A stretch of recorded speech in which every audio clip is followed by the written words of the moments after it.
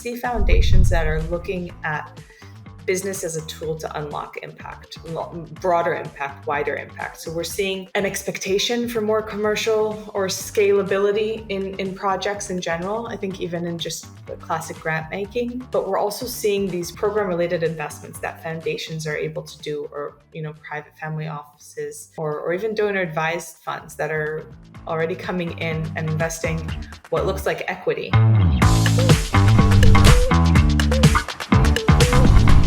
I want to step back and maybe just talk a little bit more broadly about social and impact entrepreneurship for a minute.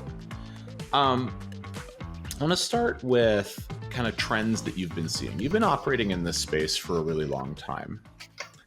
What has changed in how people think about innovation for impact?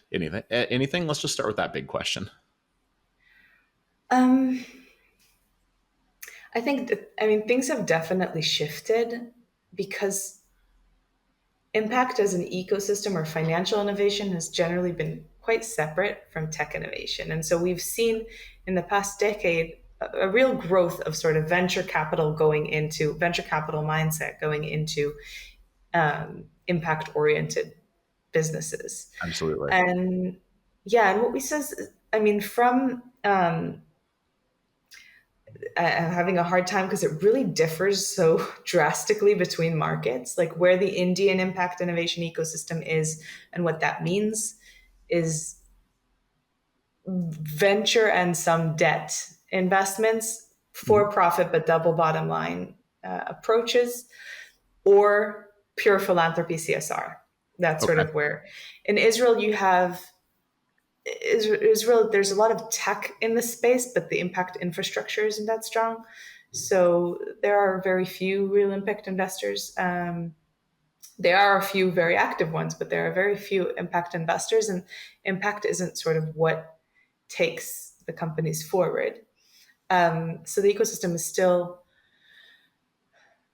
lagging a little bit in the broader sense, but when looking at impact tech, there's so much to learn from, and there's such an abundance of solutions actually in Israel that it's really a hotbed. And in my opinion, there's a lot to study about that, which I hope that the GSG and the IFIE in Israel will do. And in the US, when you look at impact and catalytic capital, actually really interesting to see how they have really, depending who, of course, plain vanilla grants are still there, pure philanthropy, still very much there, very strong.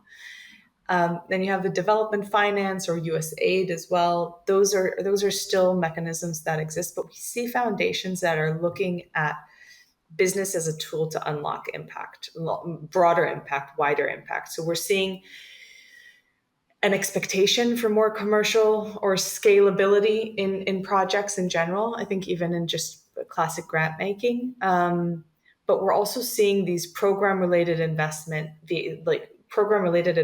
that foundations are able to do, or private family offices, or even donor-advised funds that are already coming in and investing what looks like equity. Yep. As long as it's purely aligned with their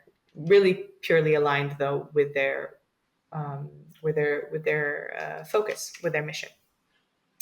And so those tools are really interesting, and they've been in the works. Like what's frustrating to me is I've seen them sort of and talked about them for a decade, and at the end of the day, it's still very few players that actually do this in a substantial way, where they've created the infrastructure, but it's much more than it was.